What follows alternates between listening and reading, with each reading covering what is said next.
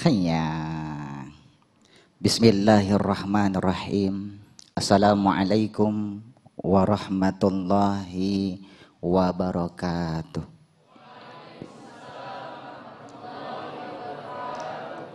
Alhamdulillahilladzi ba'atsa fina nabiyyahu bi ahsanil aqidah wa rafa'a liwa'aha ba'da syariyati wal ghazwa wa ja'ala an-nutqa wal kalama min wasilatid da'watil islamiyah.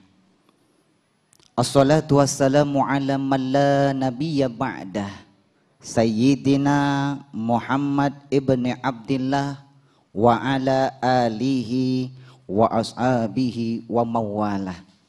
Subhanaka la ilma lana illa ma 'allamtana innaka antal alimul hakim. Rabbana iftah lana li futuhil arifin. Amin ya rabbal alamin.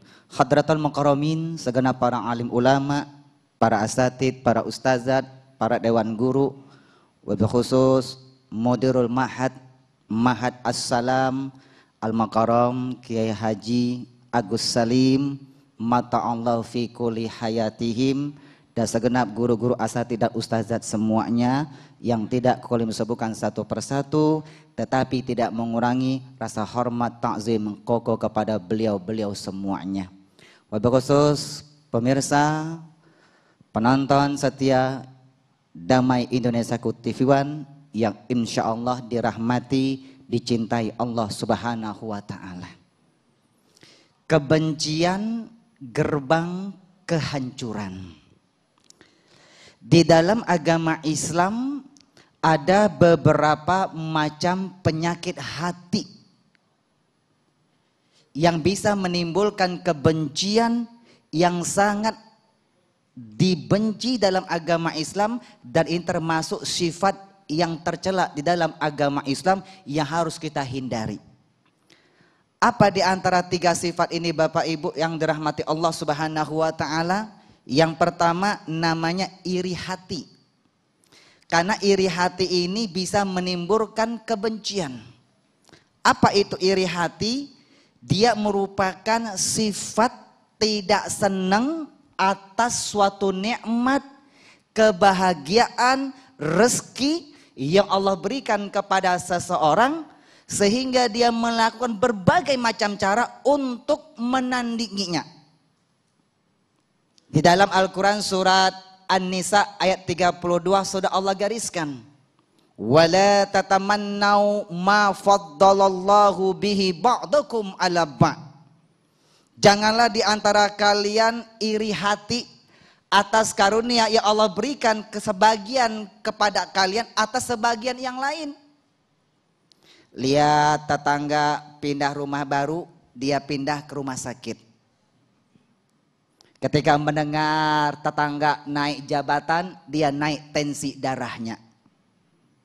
Lihat tetangga beli mobil baru, dia beli obat sakit kepala. Kenapa? Karena dia SOS, senang lihat orang susah, susah lihat orang senang. Pah, lihat tuh pah, tetangga kita pah kemarin mobilnya cuma penumpangnya 2 orang pah. Sekarang pah dia beli mobil baru pah, penumpangnya 8 orang pah. Ayo dong pah. Kata papanya, tenang mah, nanti papa akan beli mobil yang penumpangnya 1 RT. Truk kita beli sekalian. Bapak Ibu yang dirahmati Allah Subhanahu wa Ta'ala, maka dengki ini rata-rata kita tuh nggak senang, selalu ingin menandingi orang yang lebih dari kita, terutama masalah harta. Bapak Ibu yang dirahmati Allah, Koko sampaikan nggak usah iri masalah harta, nggak usah iri kepada orang yang kaya. Kenapa? Karena kita pasti bakal jadi orang kaya. Ini Koko lihat yang hadir di sini semua ini kan wajah-wajah ABG nih Mas Agung. Ini wajah-wajah ABG ini hampir berusia gocap. Betul? Koko juga berusia ABG ini hampir berusia gocap. Orang ketika sudah berusia 50 tahun ke atas pasti jadi orang kaya. Ada perak di rambutnya, ada emas di giginya, ada kristal di kandung kemihnya, ada gas di dalam perutnya, ada minyak di dalam darahnya, ada gula di aliran air seninya, ada kapur di dalam tulangnya, ada pasir dalam empedunya, bahkan jantungnya kadang-kadang dipakaikan cincin. Jadi lihat, walaupun mereka demikian, perhatikan Bapak Ibu, orang ketika sudah berusia 50 tahun ke atas, mereka mah tidak sombong. Kenapa? Tercermin kelihatan dari cara jalannya, semakin menunduk dan membongkok. Betul nggak Bapak Ibu? Ternyata kita baru sadar, menjadi orang kaya belum tentu menyenangkan Bapak Ibu yang dirahmati Allah. Makanya jangan iri kepada orang yang kaya. Di dalam surah Asy-Syu'ara ayat 88 sampai 89 sudah Allah jelaskan. Nanti ketika kita menghadap kepada Allah Subhanahu wa taala, tidak ada satupun yang selamat. Siapa yang selamat? Yaumala yanfa'u malu wala banun.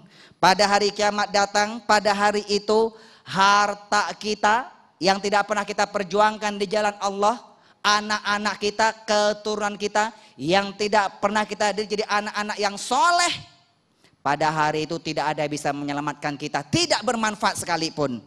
Siapa yang selamat? Illa man atallaha biqalbin salim. Yang selamat mereka yang ketika menghadap kepada Allah membawa hati yang bersih. Ketika hidup di muka bumi, dia bisa jaga hati, dia tidak iri hati. Lalu penyakit yang kedua, Bapak Ibu yang dirahmati Allah, yang kedua yang namanya hasad. Kalau bahasa Indonesia adalah dengki. Ini merupakan tidak senang terhadap nikmat, kebahagiaan, rezeki yang Allah berikan kepada seseorang, sehingga dia melakukan berbagai macam cara untuk menghilangkan nikmat tersebut dari orang tersebut. Kalau iri hati dia cuma menandingi saja, menyaingi. Tapi kalau sudah hasad, sudah dengki, dia ada action untuk mencelakan orang tersebut. Bapak Ibu yang dirahmati Allah Subhanahu wa taala. Makanya orang-orang yang hasad, yang dengki seperti ini sudah terjadi pada zaman-zaman terdahulu. Di dalam surah Al-Baqarah ayat 109 sudah Allah jelaskan, lihat, wadda katsirum min ahlil kitab law yaruddunakum min ba'di imanikum kuffara. Banyak di antara ahli kitab, sekiranya mereka itu bisa mengembalikan kalian semuanya setelah beriman menjadi kafir kembali. Kenapa? Hasadam min indi anfusihim min ba'di ma tabayyana lahumul haq. Karena kedengkian yang ada di dalam diri mereka. Jadi dengki. Yang ketiga adalah hasud. Apa itu hasud? Adu domba. Kita selalu mengatakan, hadirin yang berbahagia, ayo jangan suka menghasut dong. Karena hasud itu adalah adu domba. Ini penyakit yang sangat berbahaya. Karena Rasulullah mengajarkan, iyyakum wal hasad. Jauhilah kalian dari perbuatan hasud, yaitu mengadu domba. Kenapa? Fa innal hasad yakulul hasanat. Karena yang perbuatan sifat yang suka mengadu domba itu bisa memakan kebaikan-kebaikan kita, menghilangkan kebaikan-kebaikan kita.